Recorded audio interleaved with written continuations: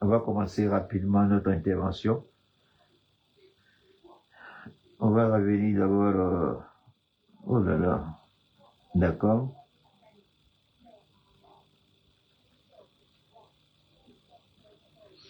Vous savez que cette histoire du Venezuela, je vais aller étape par étape avec ici, cette histoire du Venezuela, lorsque vous écoutez sérieusement,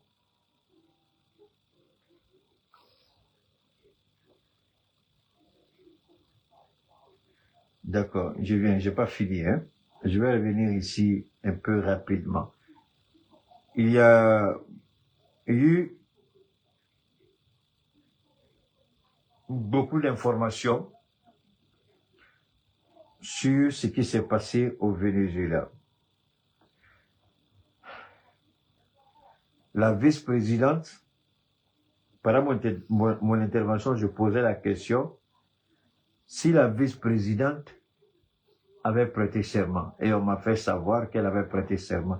Effectivement, toutes les institutions de la République de Venezuela ont prêté allégeance. Elle refuse de porter le manteau de président. Elle dit qu'elle reste vice-présidente et que c'est Maduro qui reste le président du Venezuela. J'interpelle encore ces jeunes gens-là, les acteurs des réseaux sociaux. Chacun se donne un titre comme il veut, je respecte ça. Mais respectez un peu. Moi, je dis, bâtard, là, c'est pas ta place, et ça, c'est mon droit. Je m'en fous si ça blesse les sensibilités. Ça n'a rien à voir avec l'information que je donne. Au moins, quand je dis bâtard, ce que je donne comme information, vous pouvez la vérifier pour dire si c'est vrai ou faux. Ça, c'est clair. Alors, quand nous traversons des zones de turbulence de notre histoire contemporaine, de notre histoire moderne, tout ce que nous allons dire, faire, va laisser des traces. 200, 500 ans après, si Internet existe toujours, avec des données de stockage, 1000 ans après, les enfants qui naîtront des enfants de Keïta vont entendre la voix de Keïta. 1000 ans après, c'est fini. Keïta, Dieu a rendu Keïta éternel. Pas éternel au même titre que Dieu, mais éternel en fonction de ce qu'il laisse comme trace. 1000 ans après, on entendra ma voix. Peu importe dans quelle partie du monde. Mais 1000 ans après, on se le rappellera qu'en 2026, il y avait certain Keïta. Ceux qui naîtront de moi diront, mais ça c'est notre aïeux. C'est lui qui disait ça. C'est ce que vous appelez la VAR dans le football, dans ce que nous faisons. La VAR sera là encore 1000 ans après s'il y a Internet. Je dis, mais s'il y a Internet. Donc le fait que s'il y a Internet, Keïta est devenu éternel. Pas éternel en tant que Dieu créateur, mais éternel à travers les instruments de l'homme. Tant que le monde sera là, tant qu'il y aura Internet, Keïta vivra à travers sa voix, à travers ce que je suis en train de faire avec vous. Comme tous les grands prophètes qui ne sont plus là, mais qui restent éternels à travers les écrits que nous lisons. Mais pas éternels au même titre que le Créateur lui-même. Parce qu'il y a deux façons d'être éternel. C'est important de comprendre. Donc quand on parle, ces jeunes gens qui n'ont aucun titre, qui prétendent être quelque chose, c'est malheureux qu'ils ne comprennent pas encore ce qui est en jeu. Faites un choix et décidez de soutenir l'Afrique.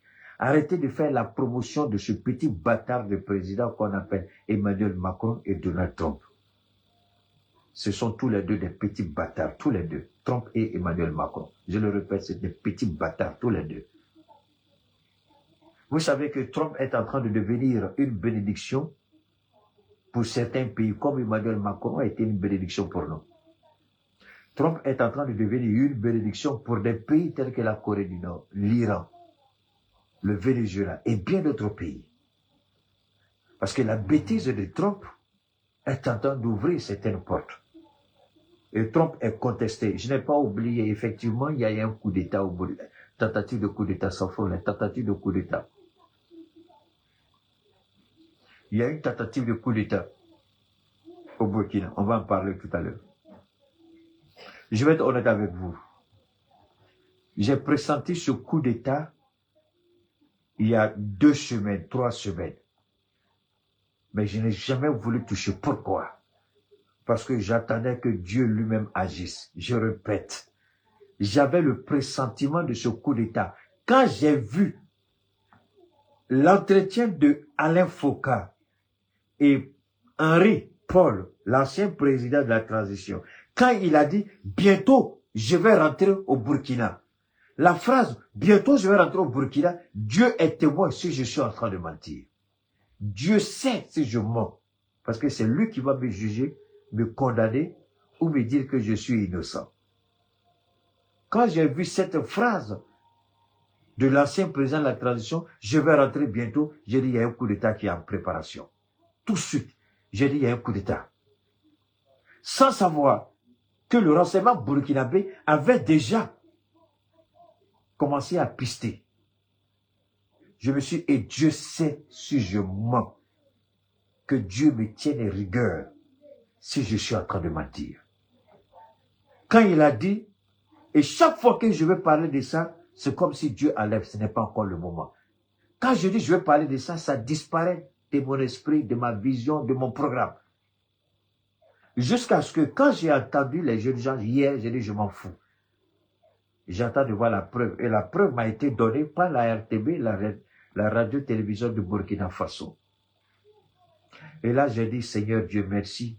Je me suis rappelé de ce que j'ai pensé de Paul Henry. Je suis retourné sans savoir d'abord qu'il était à l'origine de... Sans avoir écouté les audios. Hein. Attention, je n'avais pas écouté les audios. Quand j'ai dit, j'ai besoin d'aller voir ce qu'il a dit avec Alain Foka. Parce que je n'ai pas regardé, je n'ai pas écouté ce qu'il a dit avec Alain Foka. C'est la phrase que j'ai vue. Bientôt, je vais rentrer au Burkina. Mais je n'ai pas écouté l'entretien. Et c'est hier et ce matin que je suis allé écouter l'entretien qu'il a eu avec Alain Foka. Et puis, c'est après quelques heures plus tard que j'ai vu des audios circuler sur les réseaux. Quelle grâce quand Dieu vous fait une telle faveur que vous ne méritez même pas. Quelle grâce quand Dieu vous considère digne de confiance pour vous donner certaines informations, alors que vous ne méritez même pas. Quel honneur que Dieu lui-même décide de vous donner quelque chose quand vous-même vous savez que vous ne méritez même pas ça. Moi, je ne sais pas comment remercier Dieu, et je ne sais pas comment dire merci à Dieu. Mais je n'ai jamais, quand je regarde certaines choses, je dis, mais Dieu, est-ce que je suis l'homme qu'il faut? Est-ce que c'est pas trop pour moi? Moi, je ne suis pas à la hauteur, je suis un pécheur. Mais Dieu sait pourquoi. Il vous choisit dans les caniveaux, il vous nettoie des ordures, des impuretés, et puis il vous rend propre devant lui. Moi, je suis impur devant Dieu.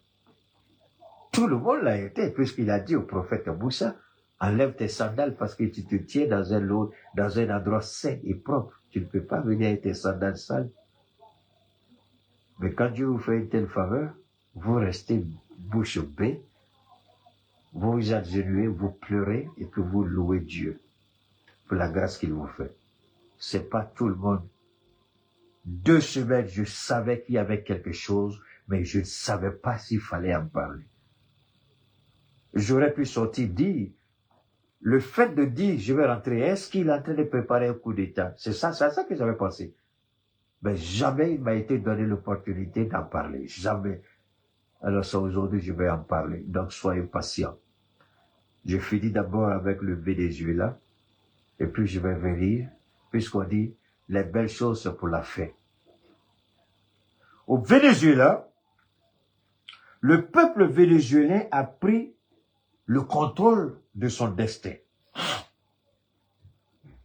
Ce que j'avais dit a été confirmé. Il y a eu trahison. Je répète, il y a eu trahison au Venezuela. C'est pourquoi je regarde le petit Théa là. Il n'a qu'à être plus intelligent. Je lui dis, d'accord, arrêtez de fumer. S'il n'arrête pas de fumer, il a une belle femme, il a une belle fille, il n'arrête pas de fumer. il risque de rendre sa femme malheureuse et sa fille malheureuse. Dites-lui que moi j'ai dit ça. Il fume trop, il n'a qu'à arrêter de fumer. C'est le conseil que je lui donne. Il peut me détester, mais je ne crois pas qu'en sa qualité de soi-disant enseignant à l'université, qu'il puisse m'arriver à la cheville. Je ne crois pas. C'est pas un manque de respect, mais c'est la réalité. Alors, j'ai pas fini. On va revenir. Au Venezuela, les informations ont commencé à sortir, comme je vous l'ai dit. Voilà mon témoin ici. Je dis, les informations vont sortir. Et les informations ont commencé à sortir. Hier, j'ai passé toute la nuit à aller sur tous les forums américains, sur toutes les chaînes de télévision américaines. Aujourd'hui, Donald Trump est humilié aux États-Unis. Le Sénat, qui devait donner le feu vert, dit qu'il n'a pas donné le feu vert.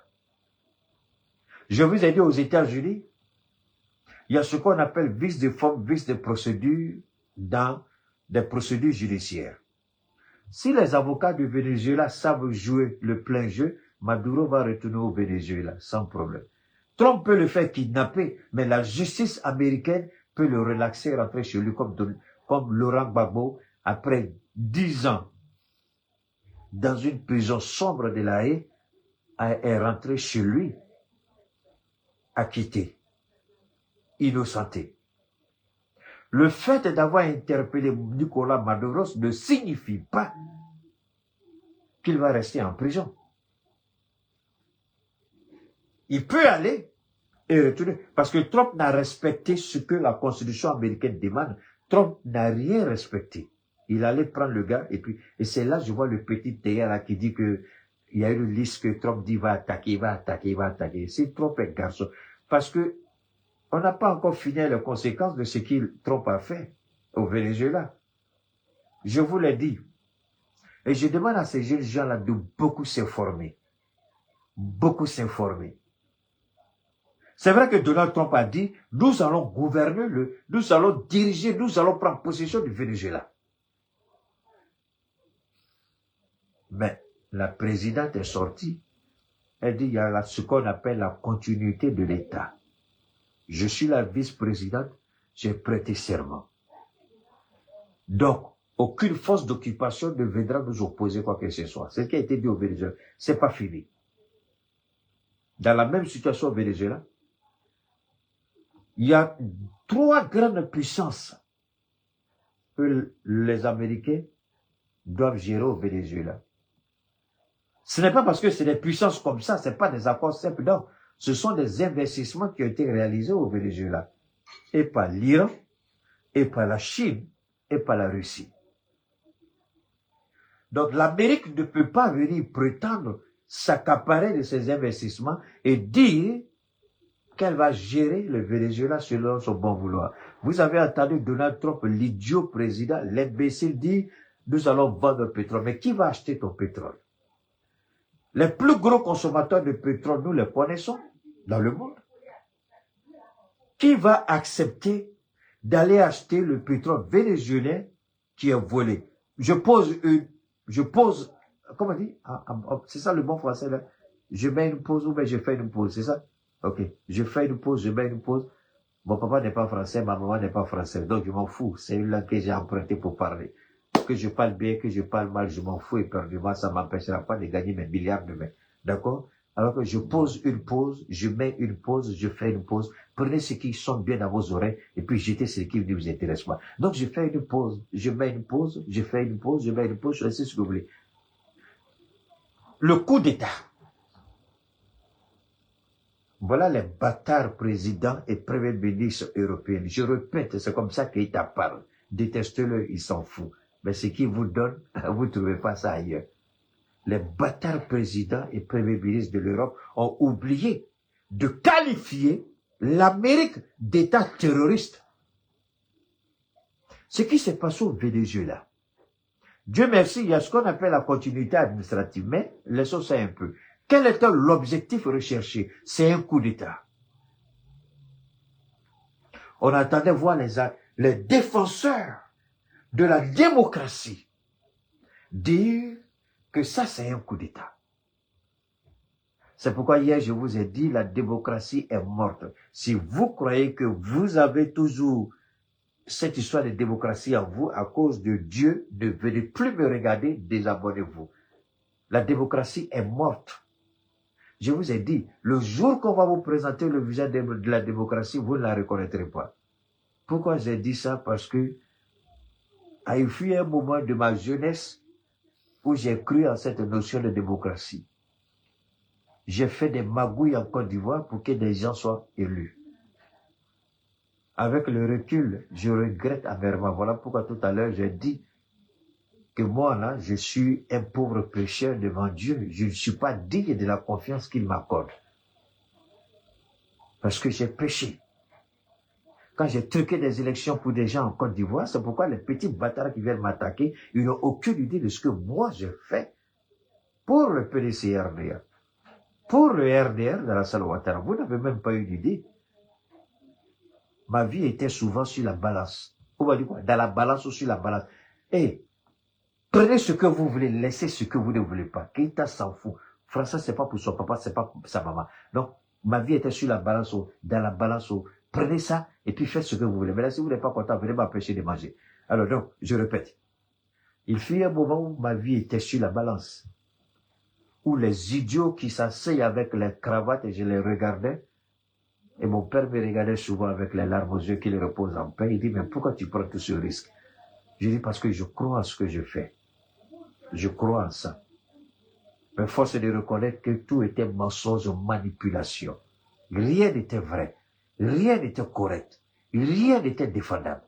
Et cette démocratie n'a jamais existé. Nous attendons de voir ces défenseurs de la démocratie.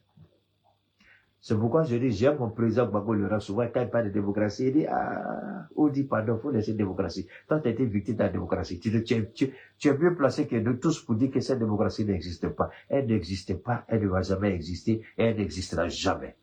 C'est un moyen, c'est un levier. Ce sont des outils de domination et de soumission. Si on respectait la démocratie, Donald Trump n'allait jamais faire ce qu'il a fait. Si la démocratie était respectée, tous les États démocrates auraient condamné l'Amérique et rappelé leurs ambassades tout de suite. Parce que l'Amérique n'était plus fiable. L'Amérique n'était plus fréquentable. Pourquoi ils ne l'ont pas fait? Parce que tout le monde est dans ce jeu de duperie, de manipulation et de corruption. Il n'y a pas de démocratie. Ne venez pas nous demander dans l'AES d'organiser une élection parce qu'on ne va pas le faire. C'est pourquoi j'interpelle encore le président Goïta. Cette affaire de 5 ans de la Constitution, là, monsieur le président Goïta, il faut enlever. 5 ans, il faut enlever, monsieur le président. 5 ans, il faut enlever de la Constitution. Parce que ceux qui ont proposé ça, là, ils sont toujours soumis à ce que l'autre dit en Occident. Enlevez ça de notre Constitution, monsieur le président. Parce que ça ne fait pas, c'est pas ce qu'on veut. Ce n'est pas nous. Enlevez ça dedans. Maintenant, on continue. Maduro, ça a été enlevé. Les gens ont commencé. Les gens. Ok, d'accord. Merci, Alilo. Ok, Alilo, merci. J'ai fait une pause. C'est pas ça?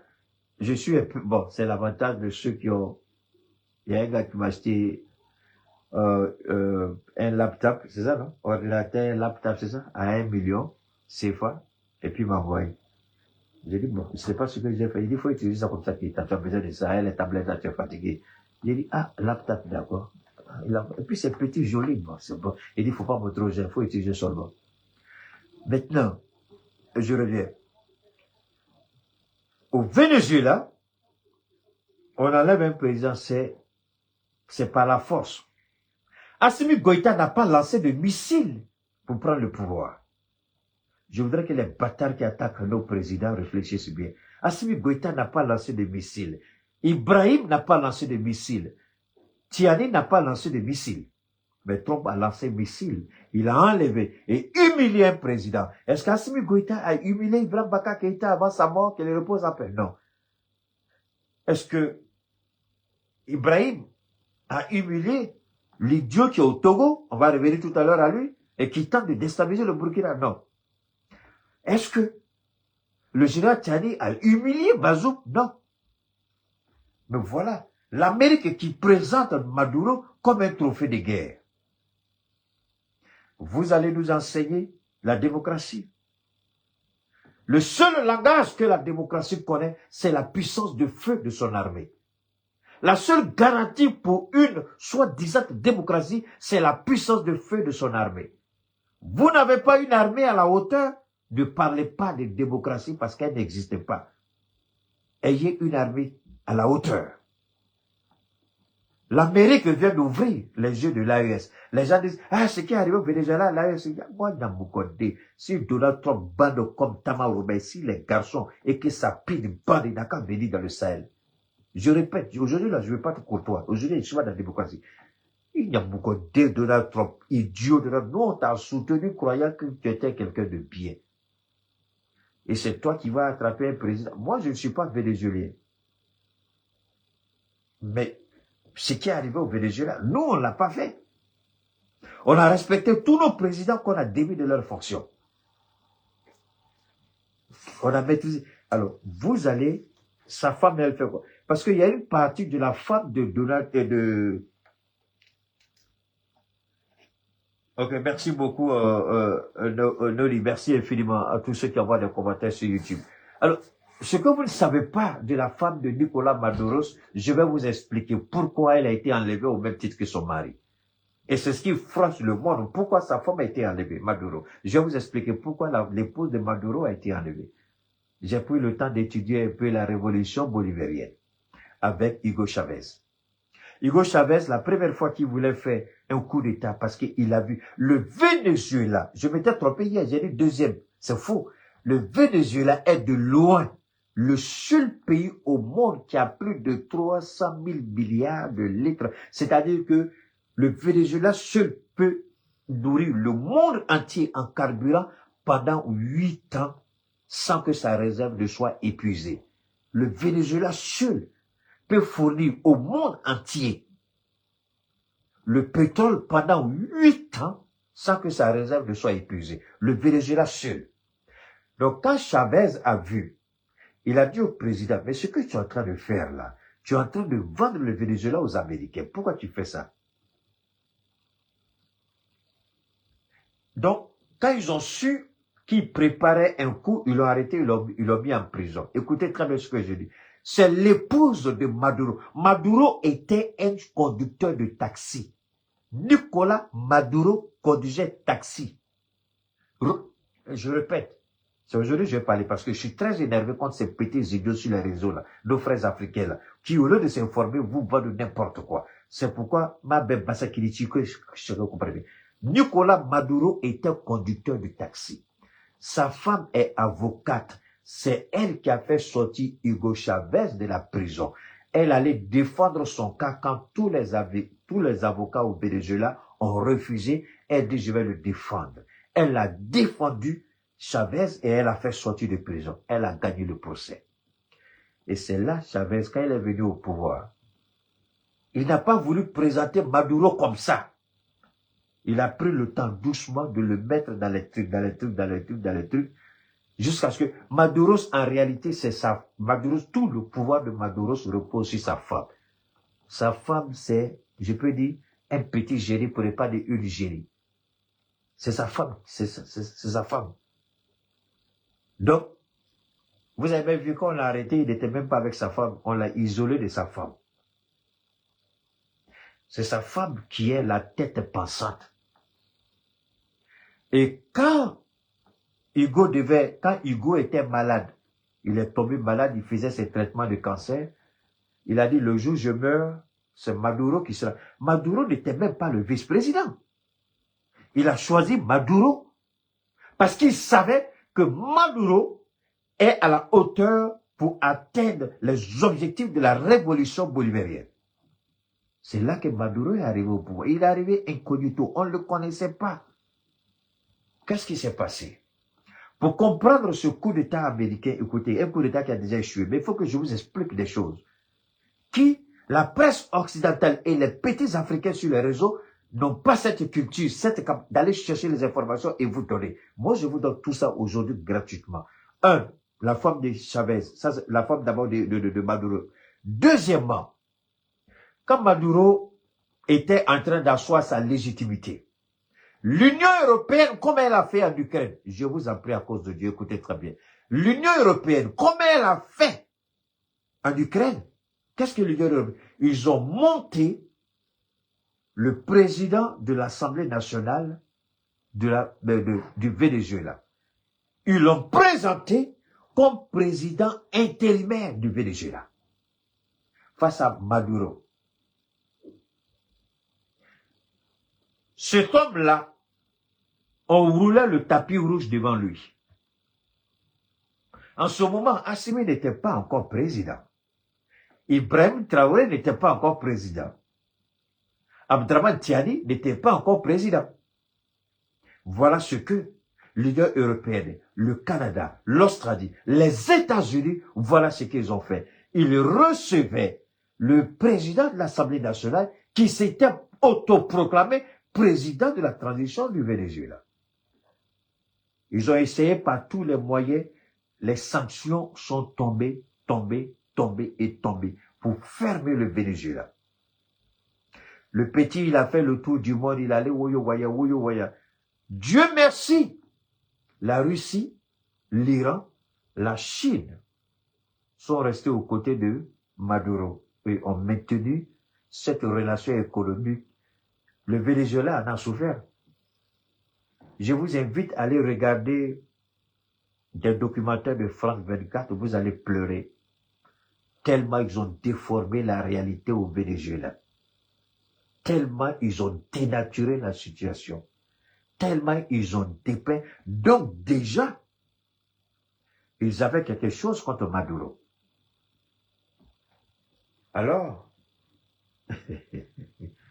quand Trump frappe comme ça, ce n'est que la conséquence de toutes les tentatives, de toutes les occasions, les opportunités qu'ils voulaient pour faire tomber le monsieur. Ils ont échoué partout. Les sanctions économiques ont échoué. Les sanctions politiques ont échoué. L'isolement a échoué. La seule initiative qui restait, c'était une intervention armée. Donc, ils ont utilisé le prétexte de la lutte contre le narcotrafic. Et ce n'est pas tout. Et Donald Trump a créé un mot que mes petits frères sur les réseaux n'ont rien compris. Ils crient, ils piaillent, je ne les accuse pas, je ne les attaque pas, mais c'est malheureux, il faut qu'ils se forment un peu. Pas dans des grandes écoles, en cherchant à comprendre. Le narcopolitique est une expression créée par l'administration Trump. On parle de narcotrafiquants, mais on ne parle pas de narcopolitique.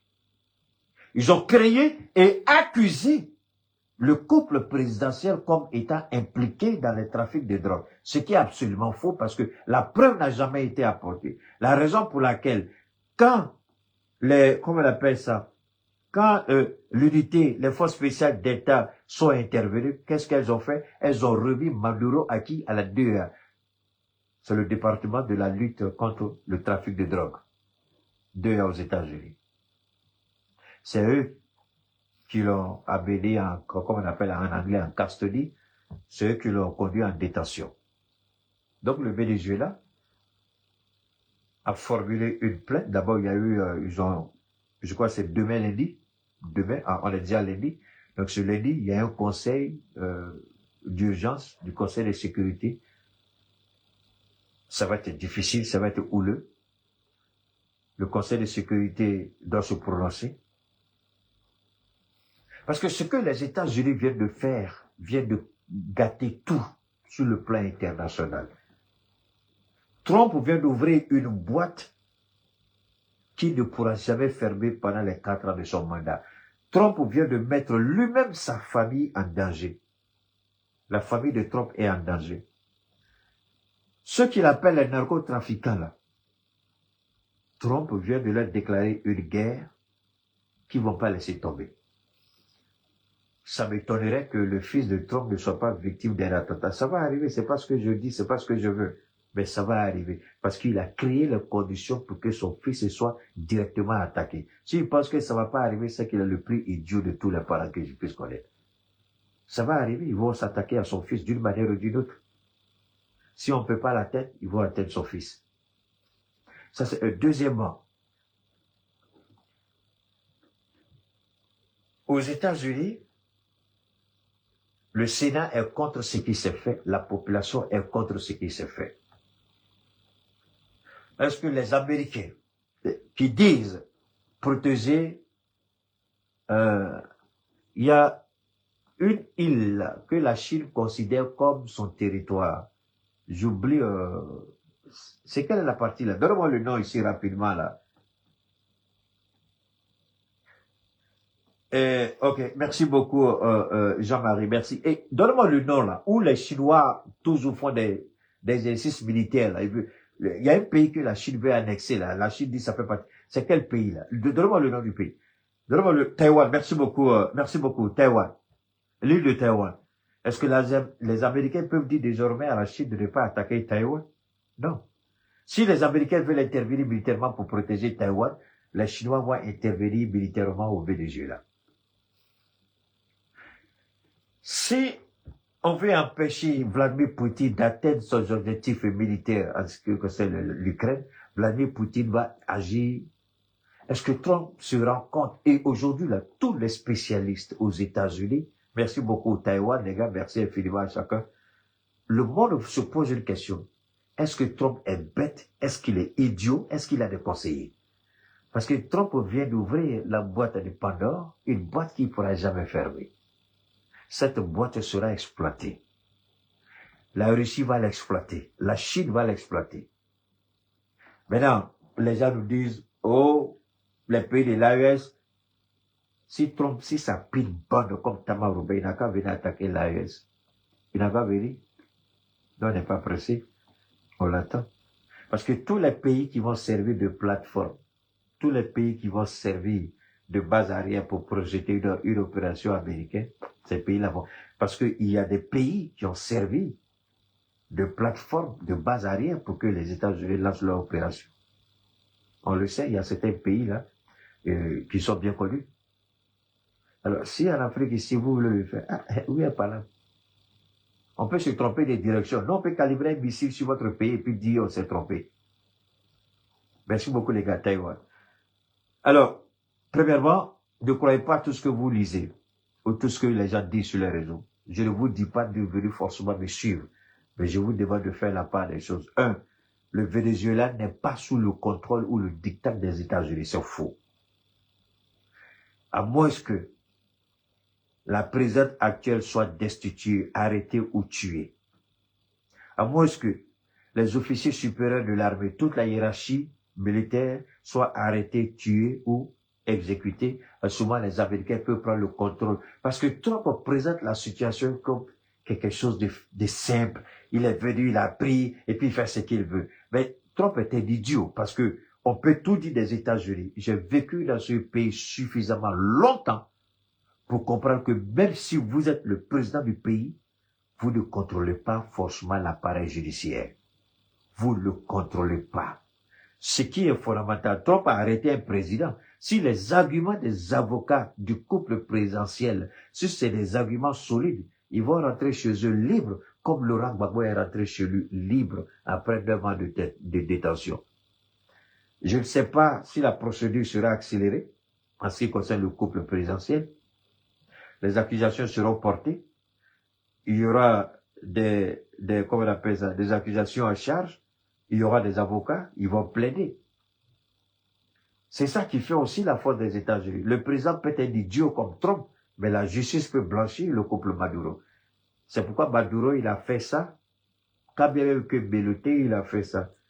Ne baissez pas, lutter. Trump oublie quand il a pris une balle dans l'oreille. Il a fait ça, fight.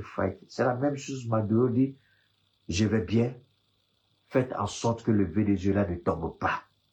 Restez serrés, battez-vous jusqu'au bout parce qu'on se bat pour une noble cause, notre souveraineté.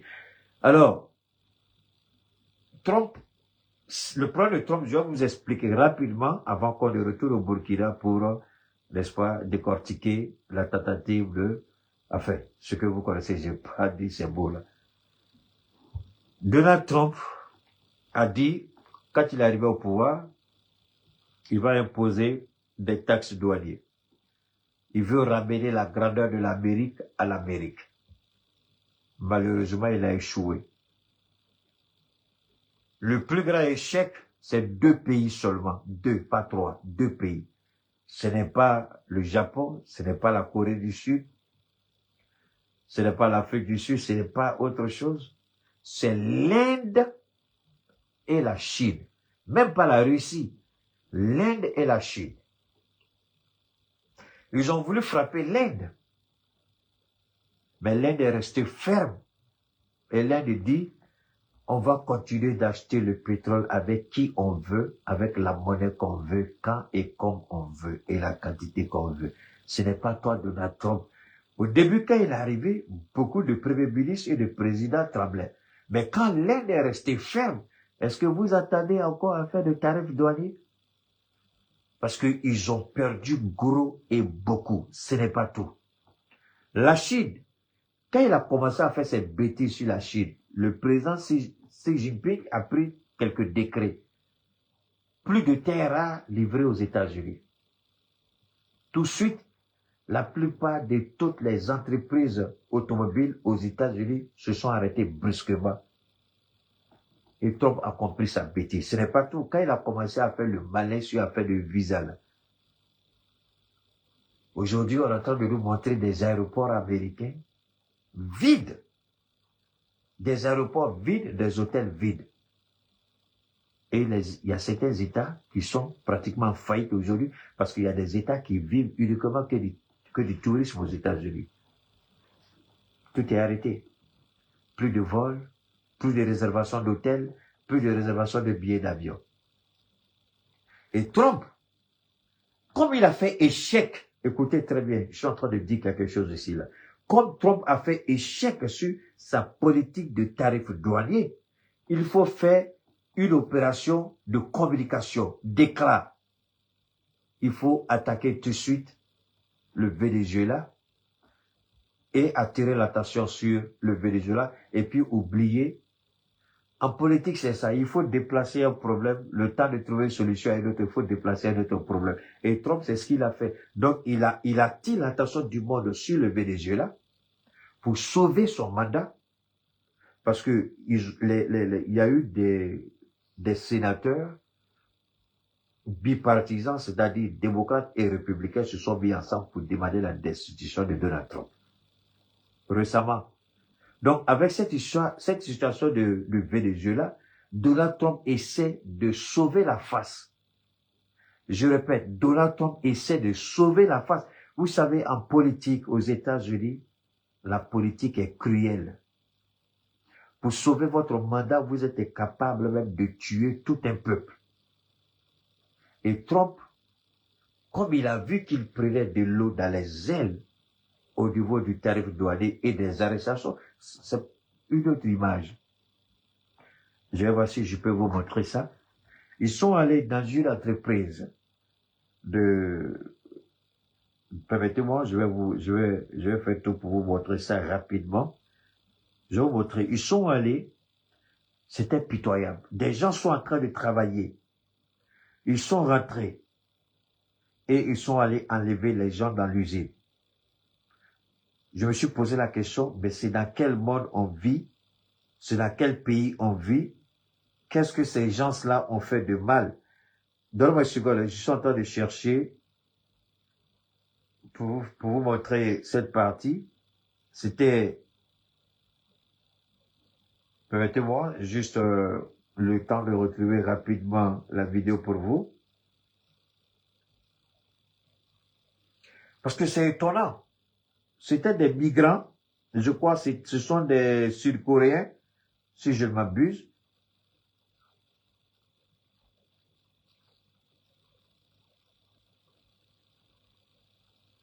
Donne-moi une seconde, hein. Je vais vous montrer ça, je crois. Ok, ça c'est une autre... Oh là là là là, permettez-moi rapidement. Si je ne trouve pas, c'est pas grave. Vous pouvez retrouver ça. C'est une image qui m'a choqué. Alors, comment ce sont les ressortissants je crois sud-coréens qui travaillaient dans une entreprise coréenne. Et les agents de AIS, là, qu'on appelle ceux qui sont chargés d'arrêter, ceux qui sont chargés d'arrêter, d'expatrier les gens, ils sont entrés dans l'usine et puis ils ont pris les gens. Ils ont commencé à arrêter les gens. Maintenant, Donald Trump sort et puis il essaie de calmer la situation alors que c'était quasiment insupportable, difficile. Ok, donne-moi une seconde, je crois que je ne retrouve pas, c'est pas grave. C'est pas grave, c'est pas grave.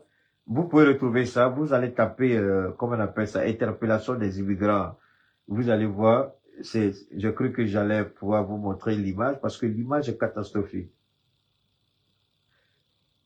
Ok, j'arrive pas à retrouver, c'est pas grave. C'est pas grave, ok, c'est pas grave, on va laisser ça une prochaine fois. C'est pas grave, on va laisser tomber. C'est pas grave, ok, c'est pas un souci. Alors, on va continuer tout de même. Alors, donc,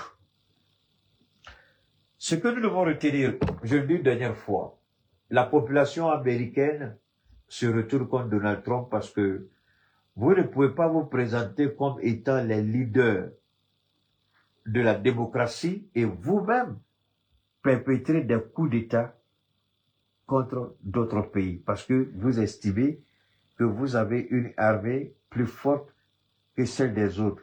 Donc vous les attaquez pour la simple raison que vous êtes plus fort selon vous. Et le peuple, la police, quand je dis le peuple, je veux dire les Américains, ils se lèvent aujourd'hui contre leur président. Le Sénat est contre Donald Trump. Donc, ce qui va rester maintenant pour le Venezuela, c'est la force de la loi. La force de la loi. Et on peut tout dire des Américains, leurs institutions fonctionnent très souvent à 80, 70 à 80%. C'est pas toujours, mais on peut dire 70 à 80%, contrairement en Europe où c'est dans les 20-30%, en Afrique même c'est moins 0%, mais que nos institutions fonctionnent. Au moins aux États-Unis, on peut leur reconnaître ça.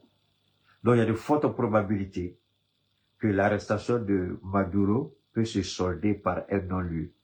C'est-à-dire les charges qui sont présentées. Parce que pour que l'Amérique intervienne militairement, il faut que le Venezuela constitue une base arrière de déstabilisation, une menace pour la sécurité nationale américaine. Il va falloir que et la CIA, et la NSA, et le FBI apportent des documents qui incriminent le président Maduro et son épouse. Il faut que des preuves tangibles et directes, des preuves irréfutables selon le droit américain, il faut que ces preuves-là soient établies de façon claire, de façon claire, que Maduro est dedans. Il faut un compte bancaire. Il faut des opérations. Il faut des vidéos. Il faut des audios. Il faut des signatures. Il faut des ordonnances. Il faut tout ça. Il faut tout. Et vous allez voir que ils sont arrivés, logiquement, quand les Américains attrapent toujours quelqu'un pendant le week-end, le lendemain, il est présenté tout de suite à un juge. Asseyons pour regarder Maduro, combien de temps ça va prendre. Parce que c'est maintenant qu'ils vont commencer à préparer les charges contre lui. Mais il ne s'agira pas seulement de venir dire, il a fait ça, il est ça, il est ça. Il faut que les charges soient étayées de preuves irréfutables. C'est la base de la doctrine judiciaire américaine. Preuve irréfutable, preuve indiscutable, preuve qui établit de façon claire et nette votre implication. Il va falloir qu'il y ait des témoins, qu'il y ait des preuves de transactions douteuses, de comptes bancaires douteuses. Il faut que s'ils ont tous ces éléments-là contre lui, il n'y a pas de problème.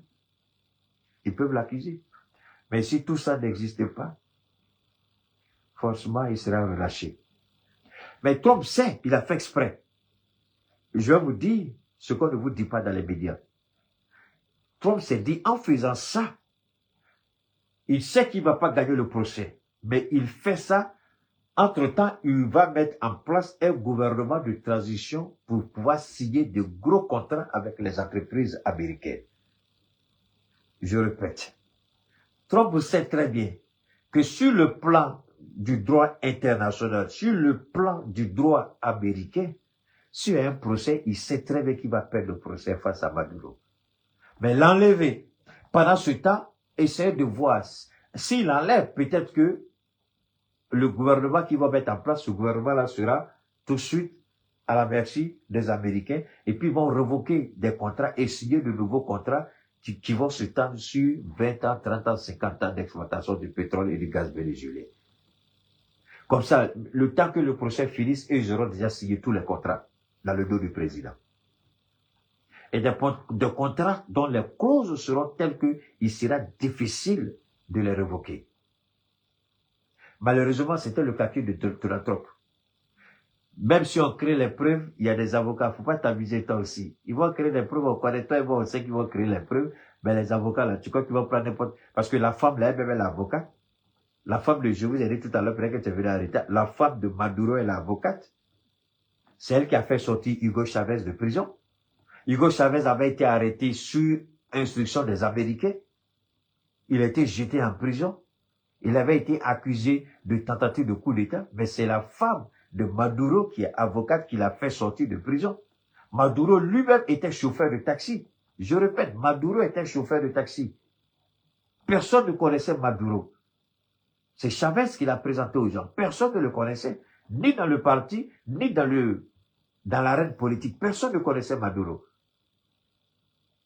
Et c'est quand il est venu, j'explique, j'ai pas envie de me revenir là-dessus. Les gens on a voulu opposer, bon, les gens ont fait tout ce qu'ils, mais c'est sa femme. Le cerveau de Maduro, c'est sa femme. Maintenant, même s'il fabrique les preuves, pourquoi elle a été arrêtée? Logiquement, elle ne devait pas être arrêtée, mais ils savent pourquoi. Parce qu'en l'arrêtant, on l'empêche d'aller défendre son mari. Je répète, en l'arrêtant, on l'empêche d'aller défendre son mari. Mais c'est un faux jeu. Elle peut décider elle-même de défendre son mari. La loi américaine n'interdit pas ça. Elle peut décider d'être assistée par des avocats, mais elle va se défendre et défendre son mari. En tant qu'accusée, elle va se défendre. Elle peut le faire. Donc, ce procès-là va révéler beaucoup de choses. S'il y a vraiment procès, si on l'a pas empoisonné, parce qu'il y a ça aussi. S'ils savent qu'ils vont perdre le procès, vous avez vu Epstein, le gars, le pédophile, là, le camarade de Donald Trump. Vous avez vu? Il a été empoisonné dans sa cellule. Le temps de l'empoisonner, qu'est-ce qui s'est passé? Ils ont tué toutes les caméras de surveillance. Ils l'ont empoisonné et puis ensuite ils ont rallumé les caméras de surveillance. Ça, j'ai suivi ça aussi de près parce que, je le répète toujours, je suis connecté sur beaucoup de chaînes de télévision américaines. Tu vois, quand les gens viennent ici, tout ce qu'ils regardent, c'est ça. Le gars, il a été tué en prison. On peut assassiner Maduro et son épouse en prison. Ils peuvent être assassinés. Ils peuvent être assassinés. Ils peuvent être empoisonnés en prison. Ça peut arriver. S'ils savent qu'ils vont perdre le procès, ils vont les empoisonner. Mais ce procès, ils ne peuvent pas le gagner puisque devant le Sénat, déjà, Trump a eu sur le problème. Il faut que c'est justifié devant le Sénat. Ça, c'est un. Deuxièmement, la population américaine demande. Et comme Trump, c'est un gars qui est mal élevé, un petit bâtard qui s'en fout. Il peut faire tuer le gars en prison, il peut empoisonner le gars en prison.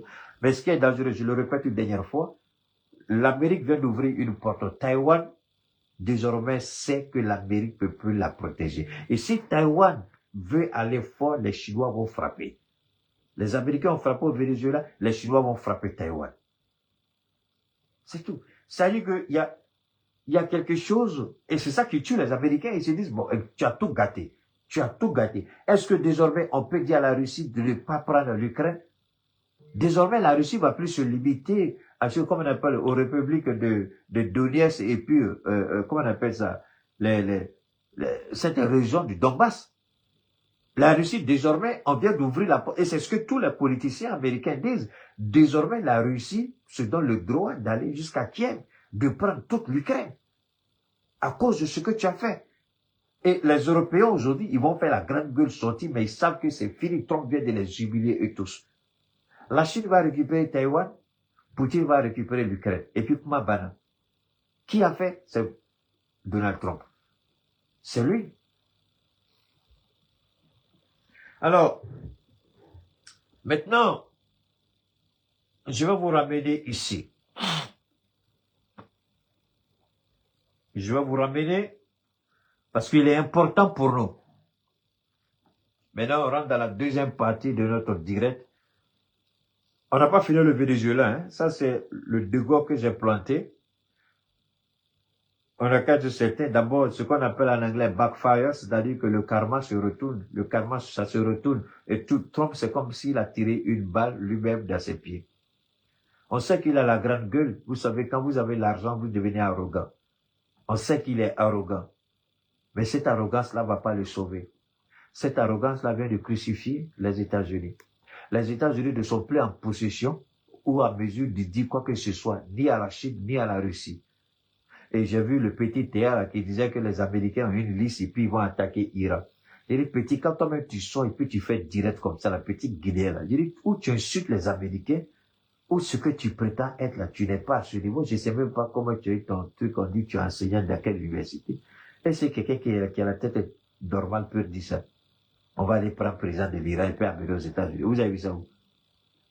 Je vous ai dit qu'il y a des complicités internes. C'est vrai que l'armée est en train de se réveiller. C'est vrai que la vice-présidente a pris le contrôle. C'est vrai qu'elle a tapé du poing sur la table. C'est vrai qu'elle parle avec force.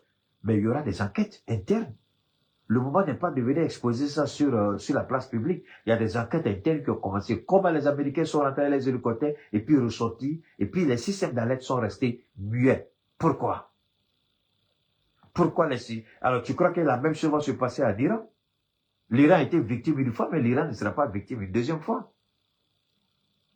Et je l'ai dit hier, c'est un message pour nous au sein de l'AES, de nous équiper, de rester vigilants, ça sert à quoi d'acheter des armes et de ne pas les utiliser. Mais les Américains savaient très bien que cette opération qu'ils ont présentée des spectaculaires de réussite, c'est parce qu'ils ont soudoyé des gens au sein de l'appareil sécuritaire et de défense au sein du Venezuela. Ce n'est pas moi. Beaucoup d'analystes américains ont commencé à dire que c'est inimaginable que les hélicos américains puissent entrer dans l'espace aérien du Venezuela et il n'y a pas eu un seul missile tiré. Pas un seul, comme je vous l'ai dit hier. Aujourd'hui, tout le monde reprend ça en boucle aux États-Unis. Ils disent, mais ce n'est pas possible. On a forcément soudoyé quelque part. Qui a été soudoyé? On ne le sait pas. Les enquêtes vont parler, les enquêtes vont révéler ça. Alors, si tu penses que l'Iran, c'est le Venezuela, c'est bien pour toi, petit Théa, il faut continuer à dire ça. Alors, maintenant que les pays européens, les pays occidentaux soutiennent ou accusent, nous, on est clair.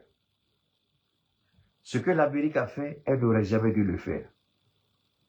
On ne peut pas dire que la démocratie, c'est le débat idéologique. Un autre se lève et puis il utilise des missiles. Il utilise son arsenal militaire, sa puissance de feu pour attaquer notre pays. Voilà pourquoi nous disons, pour que l'Afrique soit véritablement souveraine et forte, si l'Afrique ne commence pas à constituer une véritable armée, une véritable puissance de feu, les gens vont faire de nous ce qu'ils veulent, mais Dieu merci, au sein de l'AES, on a compris ça. On a très bien compris et on fera tout dont ne sera pas sacrifice de quelqu'un. Alors, ceci nous permet de venir ici. Avant de vous faire écouter l'audio de Dabeba, je vais d'abord vous faire écouter ce qu'il a dit avec Alain Foucault. Je vais vous ramener rapidement à ce niveau parce que c'est important. Bon, vous entendez, hein, il y a beaucoup de choses qui sont en train d'être dites sur le président Doumbia Mamadi. Moi, je peux pas trop en parler parce que je suis pas en Guinée, je suis pas trop connecté sur les plateformes des réseaux guinéens, je suis pas trop là-bas. Mais je viens d'apprendre qu'il a été d'urgence, comment on appelle ça, transporté d'urgence, je sais pas le pays, on m'a pas dit, mais qu'il est sérieusement malade. Il est sérieusement malade, je crois qu'il a été empoisonné. Voilà, je parle du président Doumbia Mamadi, je crois qu'il a été empoisonné. Donc quand vous voyez l'arsenal de défense autour de nos présidents, moi je demande pardon aux gens de rester un peu, de ne pas faire trop de vagues, quoi, parce que ça sert pas à grand chose. Alors, on va commencer par quoi? On va commencer ici. Ce que nous combattons, c'est bel et bien. Donne-moi une seconde. Je vais rapidement ramener ça. On va écouter ce qu'il a dit. Parce que c'est un peu honteux, quoi. Alors, on va écouter. Des Burkinabés. Je pense que pensez régulièrement en vous rasant qu'il va falloir rentrer au pays? Ce que nous combattons, c'est bel et bien, majoritairement, des Burkinabés. Je pense que vous pensez régulièrement en vous rasant qu'il va falloir rentrer au pays. Oui, je pense que c'est pas seulement dans les pensées, je pense que c'est une histoire de cœur. Bonjour, Monsieur le Président. Bonjour, Alain Foucault. Comment allez-vous? Je vais bien. Le pays ne vous manque pas? Comment vous vous sentez ici? Le pays me manque, évidemment, mais je suis également dans de bonnes conditions à Lomé. Et je suis tout autant pressé de retrouver le pays de mes parents et de mes grands-parents. Donc ça vous manque le pays, il va falloir que vous pensiez que vous... Je pense que vous pensez régulièrement en vous rasant qu'il va falloir rentrer au pays. Oui, je pense que c'est pas seulement dans les pensées, je pense que c'est une histoire de cœur. Le sang qui coule dans mes veines est burkinabé. Et je pense que le retour au pays, en tout cas, n'est pas un sujet qui ne revient pas, en tout cas, dans mes pensées tous les jours. Ça ne fait pas débat. Mais lorsque l'on pense ainsi au pays, je suppose qu'il y a des démarches qui sont entreprises pour pouvoir retrouver le pays bientôt, avec les autorités locales, par exemple. Ceux qui ont pris votre fauteuil. Non, je pense que c'est pas dans ces termes-là qu'il faudra poser ça. Écoutez bien. Je pense que la porte du pays n'est pas fermée. J'ai préféré ce recul-là également. Regardez bien la question piège d'Alain Foucault. Est-ce que rentrer comme ça, vous n'êtes pas, ou est-ce que vous êtes en train, ou bien est-ce que vous négociez avec les autorités? Il dit c'est pas comme ça lui voit. La première fois quand j'ai vu ça, je vais rentrer bientôt au Burkina, j'ai dit aïe, qu'est-ce qu'il veut dire par là? Et puis j'ai dit c'est pas grave.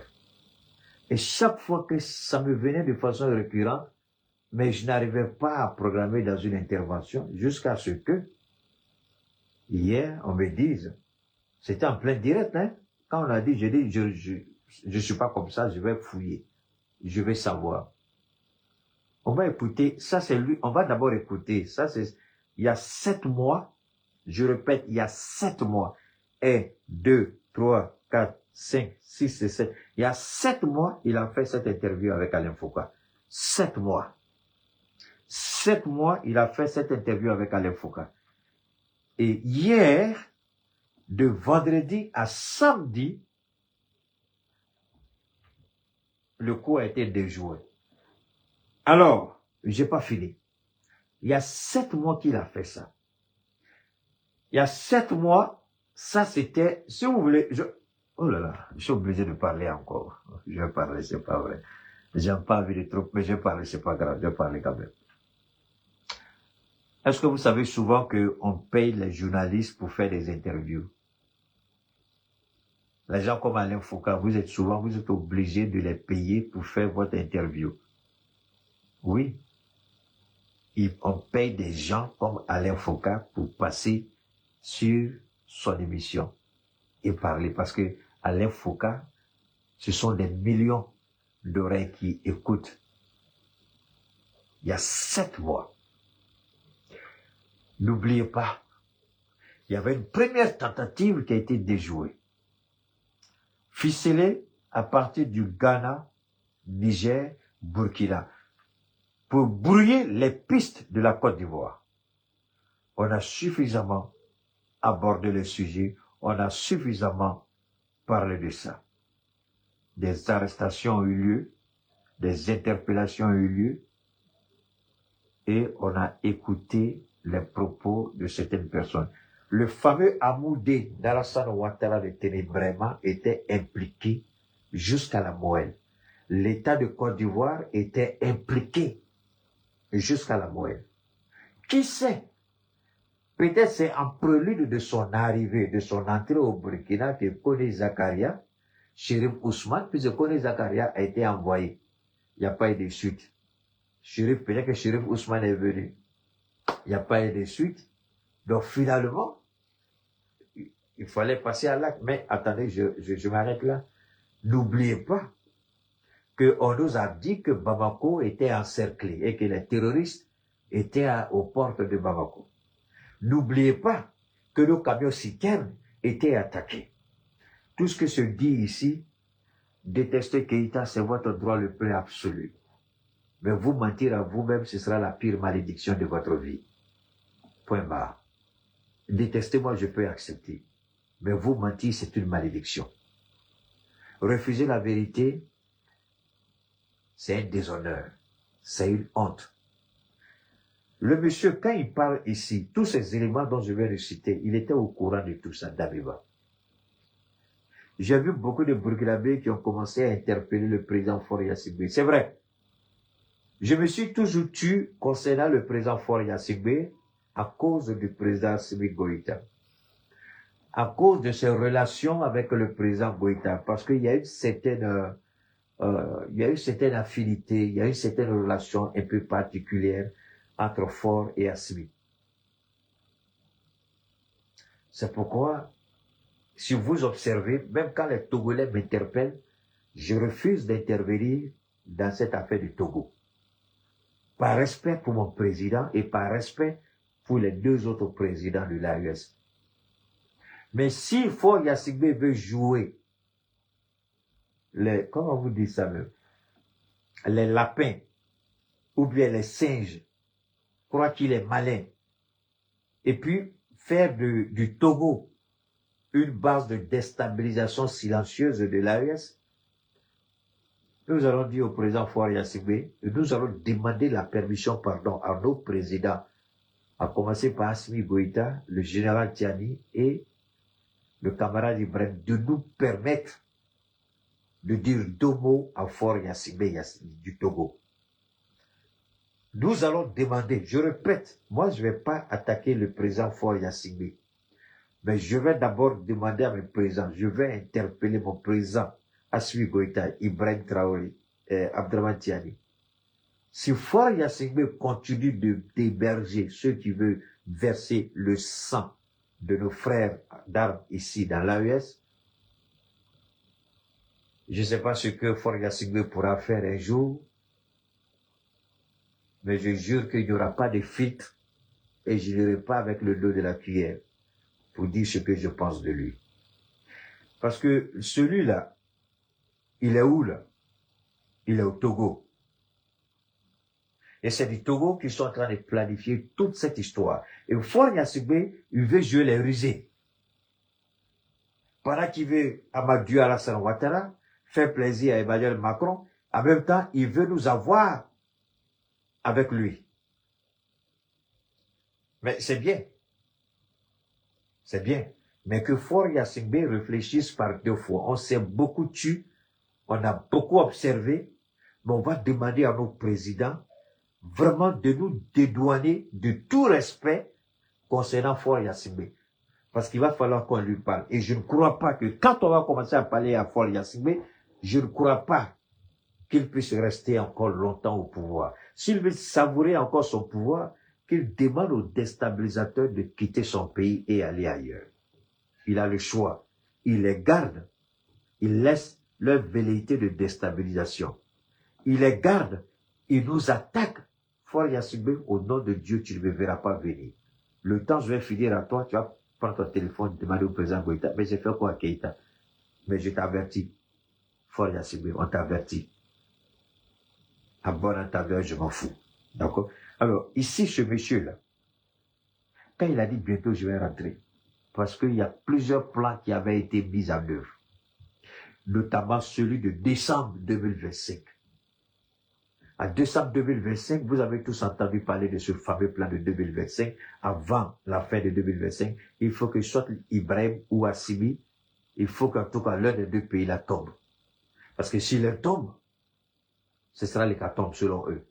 Le pays qui va tomber va servir de base arrière pour déstabiliser les deux autres. Donc ils ont tablé sur le Mali et le Burkina. De regarder notre positionnement géographique. Le Niger ne fait pas frontière avec la Côte d'Ivoire. C'est le Mali et le Burkina qui font frontière avec la Côte d'Ivoire. Donc ce sera plus facile de déstabiliser l'un de ces pays qui fait frontière à la Côte d'Ivoire que le Niger qui ne fait pas frontière à la Côte d'Ivoire. Le Niger fait frontière avec qui? Avec le Bénin. Et d'ailleurs, on remercie Patrice Talon qui a rappelé son ambassade. L'ambassadeur du Bénin a été rappelé. Et donc, toute relation diplomatique entre le Niger et le Bénin, il n'y a aucune relation diplomatique. Tout a été annulé. Il n'y a plus d'ambassadeur béninois au Niger. Et je crois qu'incessamment aussi l'ambassadeur du Niger au Bénin doit rentrer. Ce n'est pas tout. L'ambassadeur, certainement l'ambassadeur du Mali au Bénin, l'ambassadeur du Burkina au Bénin, eux aussi doivent rentrer. Donc on va demander aussi à Patrice Talon de rappeler ces deux autres ambassadeurs au Mali et au Burkina. Tu peux pas attaquer le Niger parce que ils nous ont dit, nos présidents nous ont dit, il y a ce qu'on appelle comment on appelle ça, la complémentarité, comment vous appelez, diplomatique, voilà, l'offensive diplomatique. Donc, on peut pas accepter que ce soit le Niger seulement qui agisse. Si le Niger est attaqué, le Mali et le Burkina doivent répondre. Si le Bénin demande le départ de son ambassadeur du Niger, on souhaite aussi que les pays de l'AES, les deux autres qui restent là, demandent le retrait des ambassadeurs, n'est-ce pas, du Bénin, du Mali et du Burkina. Comme ça, on n'a rien à voir avec le Bénin et puis c'est fini. Voilà. Si c'est ce qu'il veut. On ne peut pas ouvrir nos frontières à un terroriste. On sait ce que vous faites. Cette tentative de coup d'État là, ratée là, nous a permis de voir ce qui se passe au Bénin. Ça, c'est un autre débat. Donc, Paul Henry est celui qui était à l'origine de tout, avec Amoudé. Vous avez écouté ces audios-là. Avant de venir à ces audios, il dit, je vais rentrer. Et la question subtile d'Alain Foucault, pourquoi tu ne discutes pas avec les autorités? Et là, il faut avoir l'esprit avisé. La réponse qu'il donne est une réponse très gênante. Quelqu'un qui veut rentrer dans son pays ne tient pas de tels discours. C'est parce qu'il savait qu'il préparait quelque chose, il projetait quelque chose et il croyait, il pensait fermement que ce à quoi il s'attendait serait une réussite. On va écouter Alain Foucault. Pas un sujet qui ne revient pas, en tout cas dans mes pensées tous les jours. Ça ne fait pas débat. Mais lorsque l'on pense ainsi au pays, je suppose qu'il y a des démarches qui sont entreprises pour pouvoir retrouver le pays bientôt, avec les autorités locales. Je suppose qu'il y a des démarches. C'est là que je voudrais que chacun prête une oreille attentive à la manière dont il va répondre. La manière dont il va répondre vous permettra de comprendre tout de suite cette tentative qui a été déjouée hier au Burkina. La réponse ici, Alain Foucault a fait exprès, il a posé cette question. Mais c'est pas tout le monde qui peut voir dedans. Écoutez la réponse qu'il va donner. Écoutez la réponse qu'il va donner. Ceux qui ont pris votre fauteuil. Non, je pense que c'est pas dans ces termes-là qu'il faudra poser ça. Okay. Je pense que la porte du pays n'est pas fermée. J'ai préféré ce recul-là également pour permettre aux nouvelles autorités de conduire selon leur vision pour la stabilité du pays. Alors, on va commencer. Est-ce qu'il a répondu ici à la question d'Alain Foucault? Il n'a pas répondu à la question d'Alain Foucault. Il n'a pas répondu à la question d'Alain Foucault. Il n'a pas répondu à la... Non, il n'a pas répondu. Mais c'est pas grave. Continuons d'écouter. La Genèse, par le commencement. Comment un officier supérieur se lève un matin et décide que non, j'arrête ce qui est en train de se passer et je renverse le régime démocratiquement élu, celui de M. Kaboré. Qu'est-ce qui vous décide à le faire? Non, je pense que loin de vouloir faire l'apologie, en tout cas des changements non constitutionnels de pouvoir, nous avons observé pendant longtemps la dégradation sécuritaire. Moi, particulièrement, depuis pratiquement les années 2015, où j'étais chef de corps à Dori, et ultérieurement en 2017 jusqu'en 2019, chef de corps dans la zone de Waiwi à Djibo. Et en 2020, j'ai été aussi au niveau de la région militaire qui couvrait la zone de l'Est. Donc, mon parcours m'a permis d'être confronté aux difficultés de nos populations. Donc, je pense que ce coup d'État de janvier 2022 là, c'est l'expression de l'amour qu'on avait pour notre pays. C'est l'expression aussi de la compassion qu'on avait en regardant non seulement les forces militaires endurer des souffrances difficiles, mais aussi la population. Alors, si tout ce que tu dis est vrai, pourquoi alors le capitaine Ibrahim vient avec l'idée de te démettre de tes charges présidentielles, si réellement tout ce que tu dis est vrai, pourquoi tu as été démis de tes fonctions? Pourquoi il y a eu cette rectification? La question que chacun devrait se poser avant de revenir sur l'audio que vous avez écouté, avant de revenir sur l'audio que vous avez d'ailleurs tous écouté, hein? Vous avez tous écouté ces audios-là. Pour être honnête avec vous, je n'ai pas trop vraiment envie de faire passer ces audios. Alors aujourd'hui, qu'est-ce qui peut motiver le changement de régime au Burkina? Qu'est-ce qui peut aujourd'hui pousser quelqu'un à écouter l'impérialisme? Quand vous regardez les performances économiques d'Ibrahim, quand vous regardez comment le Burkina est en train de changer de visage en un temps record, comment vous pouvez vous-même accepter de coopérer? Comment des Burkinabés dignes de ce nom peuvent accepter de prêter main forte à quelqu'un pour nuire au Burkina Faso? Est-ce que les gens peuvent nous dire objectivement et honnêtement qu'ils ne voient pas ce qui se passe au Burkina Faso? Ce changement spectaculaire qui dépasse l'entendement. Qui peut regarder le Burkina et dire qu'Ibrahim est en train de voler? Ibrahim ne fait rien. Pas plus tard que le mois de décembre, l'hôpital qui a été inauguré dans le courant de la deuxième semaine de décembre 2025. C'est un hôpital de référence. Même la Côte d'Ivoire, avec ses 6 000 ou 10 000 milliards de budget de fonctionnement de l'État, la Côte d'Ivoire même n'a pas d'hôpital comme ça. C'est pas la Côte d'Ivoire, même le Nigeria, il n'y en a pas. Alors, qu'est-ce qu'Ibrahim fait pour qu'on puisse encore... C'est quand vous ne faites pas quelque chose de bien, c'est quand vous trahissez votre voix, votre conviction, la chance qui vous est confiée. Mais est-ce qu'aujourd'hui on peut regarder le Burkina et dire qu'Ibrahim n'est pas en train de travailler? Un pays, Ibrahim a racheté la station Total de la France. L'État du Burkina a demandé, je crois, l'État est actionnaire, mais ils ont demandé à un particulier burkinabé qui a racheté tout ça.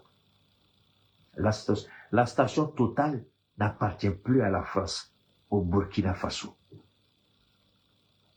L'argent va aller où? L'argent n'est plus sorti du Burkina. L'argent reste au Burkina. Le seul président, à part quelques exemples rares, qui a demandé, toutes les entreprises avec plus de 3 milliards de chiffre d'affaires doivent avoir leur siège au Burkina Faso. C'est Ibrahim Traoré.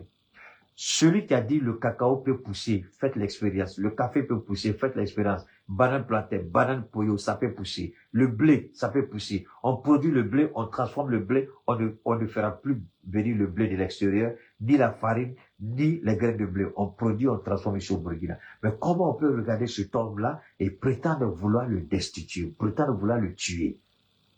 Et des Africains, Nyambokodé, Dangandé, les enfants des capotes percées, les petits bâtards mal élevés. Comment vous pouvez regarder une révolution en marche, une révolution qui marche, qui fait la fierté de tout Africain, même si on n'est pas burkinabé? Comment on peut décider de mettre un coup de frein? Est-ce qu'aujourd'hui tu rentres au Burkina, tu n'es pas fier d'être burkinabé? Tu n'es pas fier de taper ta poitrine? Tu n'es pas fier d'avoir un président comme le capitaine Ibrahim? Comme l'appelle mon jeune frère Souré, le capitaine Courage. Mais qu'est-ce qu'il a fait pour qu'il y ait encore des enfants indignes, des ratés et des pervers qui croient encore au mirage? Est-ce que ces gens-là sont assez bêtes et stupides pour ne pas comprendre que ce idiot de président Alassane Ouattara, qu'il regarde à ce qu'il fait aux Ivoiriens? Où est Sorogio? Où est Gbagbo Laurent? On a vu les élections législatives en Côte d'Ivoire. C'est ce qu'ils veulent pour le Burkina? Où une femme vient parce qu'elle est du parti, elle décide de prendre les résultats et puis partir avec chez elle pour aller brûler. Ou aller suer ses derrière avec parce qu'elle n'est pas contente qu'elle ait perdu les élections.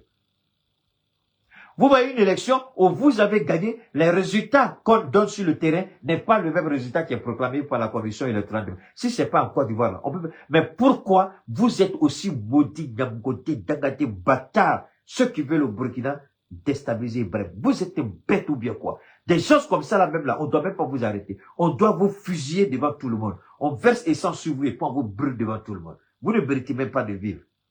Qui peut regarder ces performances économiques? L'UMOA a peur.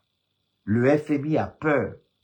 Dans l'AES, là, sans manquer de respect à mon pays et au Niger, les institutions internationales craignent le Burkina plus que n'importe quel pays au monde. Et la Banque mondiale et le FMI craignent le Burkina plus que tout le monde. Parce que le Burkina est en train de casser des codes que les gens ont mis là. Des codes pour voler, des codes pour nous appauvrir. Le Burkina est en train de briser tous les codes pour tous les Africains. Vous les bâtards comme ça là, vous vous levez et puis un idiot de président là, vous le suivez.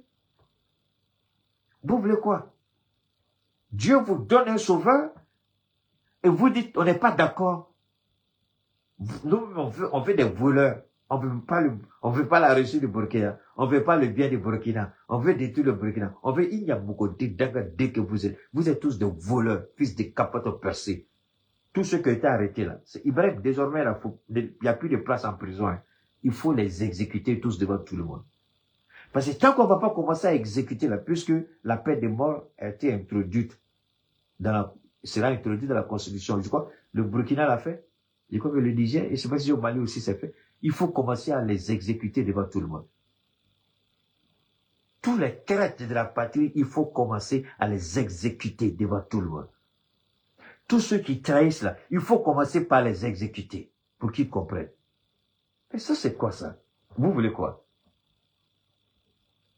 Le Burkina aujourd'hui, performance économique, le Burkina est devant la Côte d'Ivoire?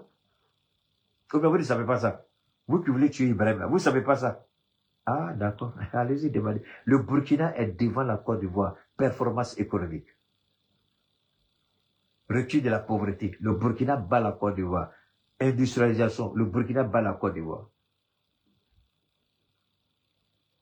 Quel est votre problème?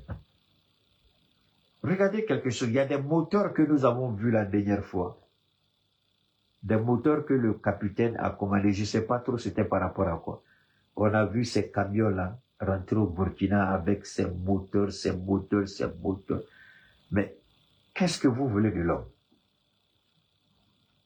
C'est voler que vous voulez. Bon, il n'y a pas de place pour voler, ni au Mali, ni au Burkina, ni au Niger. Allez créer votre propre pays et puis vous allez voler là-bas. Maintenant, si Ouattara aime tant la déstabilisation, ça me rappelle, il y a quelqu'un qui a fait une intervention, je crois que le petit, je ne connais pas son nom, je suis tombé dessus comme ça. Il dit tant que les pays de l'AES ne vont pas commencer à déstabiliser la Côte d'Ivoire ne va pas laisser les pays de l'AES. Et puis je me suis assis, j'ai réfléchi, et puis j'écoute le petit. J'écoute, je dis, mais on dirait que le gars là, il a bien parlé. Il dit tant que au sein de l'AES, on ne va pas commencer à déstabiliser la Côte d'Ivoire ne va pas laisser l'AES tranquille. Il n'a pas tort. Et il a dit la vérité. Il a dit la vérité. Il a dit la vérité. Bon. Nos présidents aussi ne vont pas venir sur les réseaux comme nous on fait là, pour dire on veut déstabiliser la Côte d'Ivoire. Ne vous en faites pas, ça va arriver. Hein, Keïta, oui, ça va arriver. Ça va arriver. Moi, je ne sais pas, je ne suis pas au courant, mais je sais que ça va arriver. Parce que si on se rend compte que Ouattara, ou Talon, ou Tinibou, marché noir là, tout le monde connaît marché noir. Tout le monde sait comment il faut déstabiliser un pays. La Côte d'Ivoire, là, c'est plus facile pour déstabiliser la Côte d'Ivoire que les pays de l'AES. Parce que nous, là, on mange la guerre, on vit la guerre, on respire la guerre, on dort la guerre. Ivoiriens, c'est femmes, boissons, alcool, maquis. Pour déstabiliser, là, est-ce que c'est la même chose? Les forces spéciales qu'on vous montre là, vous pensez qu'ils sont combien pour pouvoir arrêter? Vous pensez que vous êtes les seuls à avoir force spéciale? Tout le monde a force spéciale. Ça dépend de quelle force spéciale vous avez, quelles armes ils ont, quelle a été leur formation, ils sont combien. Parce que si tu envoies 5 forces spéciales, devant 100 forces spéciales, cingle un peu vergogne. Ouattara ferait mieux de penser à la survie politique de son fils adultéré, le bâtard de Télé Brema. Il n'a qu'à commencer à penser comment il va imposer Télé Brema aux Ivoiriens et au RHDP. Et puis il n'a qu'à laisser l'AES tranquille. Parce qu'il va continuer, nous, ceux qui viennent nous voir pour les aider là, ceux qui viennent nous voir pour dire de les aider là, finalement, on va les aider. Ah, parce que vous croyez qu'on ne nous demande pas de l'aide pour déstabiliser Ouattara. Bon, je vais laisser ça. Si vous pensez qu'on ne nous demande pas l'aide pour déstabiliser Ouattara, là, c'est que vous n'avez rien compris encore. C'est parce que nous disons, le capitaine l'a toujours dit, et le président y a dit, attendez, quand vous regardez les Nigérians en Côte d'Ivoire, ils sont énormes. Les Burkinabés en Côte d'Ivoire, ils sont énormes. Les Maliens en Côte d'Ivoire, ils sont énormes. Chacun est dans un domaine bien précis. Dans le bois, par exemple, on trouve beaucoup plus de Nigériens. D'accord? Dans les plantations, on trouve beaucoup plus de Burkinabés. Dans le commerce, on trouve beaucoup plus de Maliens. Donc chaque pays est dans un domaine bien précis en Côte d'Ivoire. Alors, c'est au regard de tout ça que nos présidents, ça ne peut même pas venir à la tête de dire qu'il faut faire quelque chose à la Côte d'Ivoire, parce qu'ils ont le bon sens. Mais vous avez un président de plus de 80 ans. Ceux-là, ce sont ses enfants ou ses petits-enfants. Ibrahim peut être le petit-fils d'Alassane Ouattara. Et pour moi, ça fait honte de t'attaquer à ces gens-là. Le Tiani peut être son petit frère. Assimi Goïta peut être son fils. Ibrahim peut être son petit-fils. Mais Ouattara devait avoir cette pudeur, cette dignité morale et humaine de dire que ça là, c'est mon petit-fils. Et puis se dire que j'ai une origine burkinabé. Même si je n'apprécie pas ce gars-là, faire du tort au capitaine, c'est attaquer ma propre source. Vous savez, quand vous écoutez cette... Je vous ramène ici, s'il vous plaît. Je vous ramène ici rapidement. Je vous ramène ici. Je vous ramène rapidement là. Permettez-moi, je vous ramène ici. Vous allez écouter ça, ça là, par exemple, quand... Et Dieu.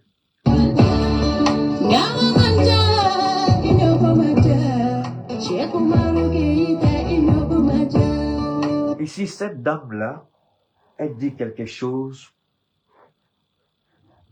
qui touche. Elle dit,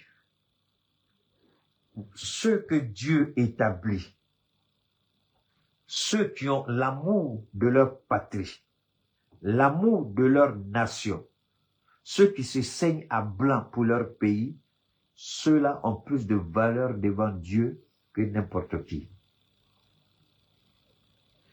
Et c'est la raison pour laquelle cette chanson, c'est vrai qu'elle m'est adressée. Mais cette chanson-là, elle est adressée à chacun de nos présidents, à chaque artisan, tous ceux qui se battent, à chaque soldat, à chaque officier, sous-officier, soldat de rang, chacun, tous ceux qui ont juré de défendre l'honneur, l'intégrité et la dignité de nos États. Cette chanson-là, elle n'a pas été faite pour moi, elle a existé avant ma naissance. Ceux qui aiment leur pays, alors, elle va plus loin. Ceux-là, Dieu ne permettra jamais aux ennemis de la nation d'avoir raison sur eux. C'est-à-dire que tous les petits gamodés, les bâtards qui sont installés dans les pays, qui planifient la déstabilisation de l'AE, je ne crois pas que de votre vivant, Dieu vous donnera raison. Vos enfants vont pleurer pour rentrer parce que vous-même, vous êtes maudits à jamais. Vous ne rentrerez plus ici. C'est vos enfants là, qui vont négocier pour rentrer parce que vous n'aurez plus accès à notre pays, à notre terre. Est-ce que nous, on envie la Côte d'Ivoire? Est-ce que moi, j'envie les États-Unis? Est-ce que j'envie la France? J'ai vu l'image avant de commencer mon direct. Il y a un Burkinabé qui est arrivé, je crois, après plus de 30 ans aux États-Unis, sans papier. Il est arrivé, il avait le drapeau du Burkina avec les larmes. Quand il est descendu de l'avion, il a commencé à embrasser la terre de ses ancêtres. Ce qu'il a fait là, c'est la même chose que moi j'ai fait à l'époque, mais comme j'étais pas trop fréquent sur les réseaux, quand je suis descendu de l'avionnette, j'ai demandé, vraiment, j'ai rendu toute la gloire à Dieu, et puis j'ai Je me suis accroupi, les gens m'ont regardé, et puis j'ai prié. J'ai embrassé la terre du Mali.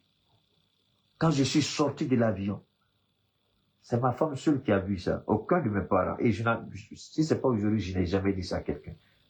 Quand je suis descendu de l'avion, tout de suite, mes larmes ont coulé, j'ai embrassé la terre de mes ancêtres, là où mon père repose, le Maliba. Ça signifie beaucoup de choses. Aimer son pays, sa patrie, c'est plus qu'on ne peut imaginer. Et vous, c'est vous qui planifiez des attaques. Nous allons demander aux différentes assemblées législatives de l'AES. Tous les traites seront condamnés à mort et fusillés publiquement. Comme ça, ils vont arrêter. Les Américains, il y a exécution aux États-Unis. La condamnation à mort, ça existe aux États-Unis, ça existe en Arabie Saoudite, ça existe en Iran. Est-ce que l'Iran n'a pas exécuté tous les traites tout récemment avec cette guerre contre Israël? Donc, est-ce que c'est quelque chose de nouveau que je dis ici? Moi, je ne dis rien de nouveau. Les Américains exécutent. Iran exécute. L'Arabie Saoudite exécute. Pourquoi on va laisser les gens déstabiliser et puis on va nous parler des droits de l'homme? Il faut commencer par les exécuter pour qu'ils arrêtent. Il faut les exécuter. Tout ce qu'on attend désormais, il faut les exécuter. Il faut qu'on change notre constitution. Il faut exécuter tous les traites. C'est que Touré l'a fait. C'est pourquoi la Guinée est restée tranquille. Ils ont tenté une seule fois avec les Portugais. Tous ceux qui ont été arrêtés devant tout le peuple guinéen, ils ont été jugés par le peuple et exécutés par le peuple. C'est que Touré l'a fait. Pourquoi nous, on va pas le faire? Parce que tant qu'on ne comprendra pas, tant qu'on ne prendra pas un pas d'avance pour que les gens arrêtent, ils vont pas arrêter.